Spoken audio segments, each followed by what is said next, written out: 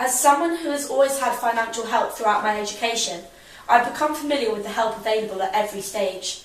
The lower class sections of society are lost nowhere more obviously than in the progression to the bar.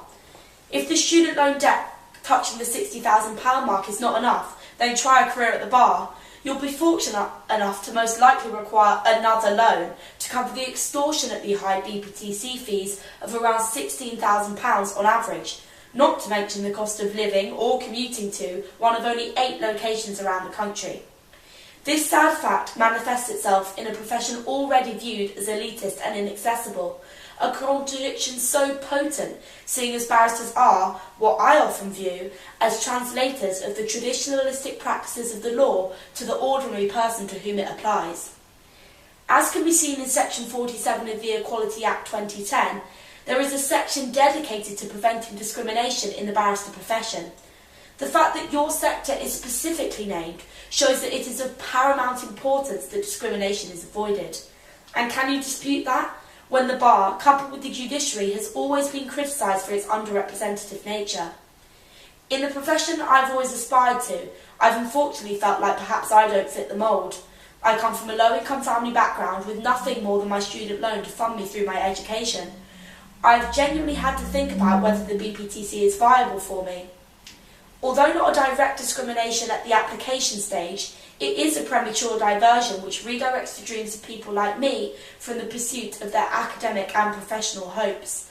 Surely this is covered by the words of the statute, with Section 2B stating non-discrimination against opportunities for training or gaining experience.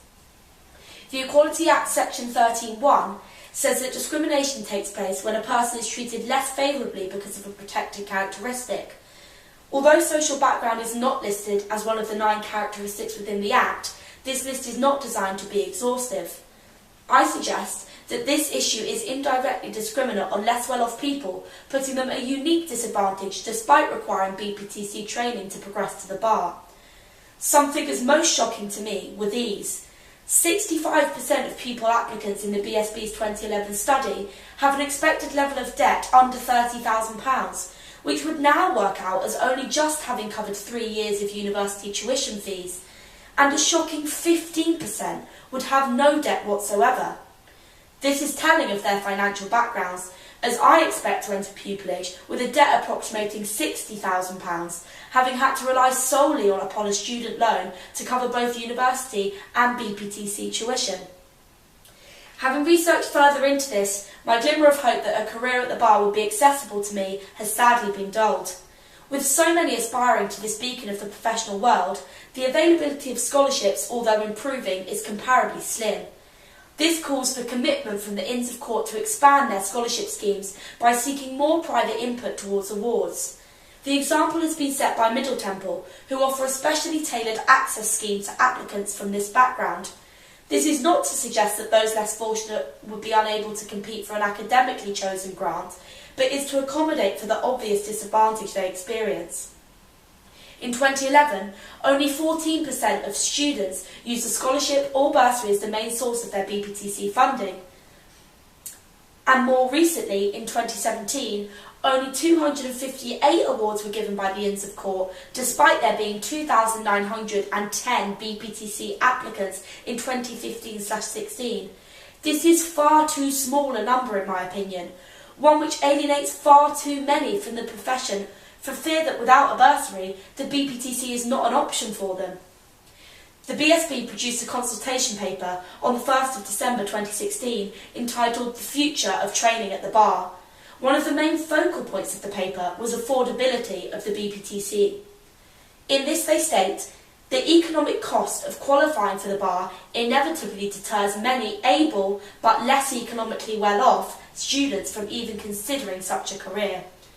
I would say that an extension in grants is needed to reduce the 47% of students funding their BPTC through loans or personal savings in 2011, a percentage now larger thanks to the rising tuition fees affecting more students in the years following. So in short, this really is an exclusive bar, one that alienates those from lower financial backgrounds. It is a crucial contradiction that extends the reputation of the bar as being an elitist and underrepresentative institution that is tasked at working with a whole society full of diversity. Something needs to be done for people like me, with the academic ability to achieve in this area, but with a serious strain on the means to do it.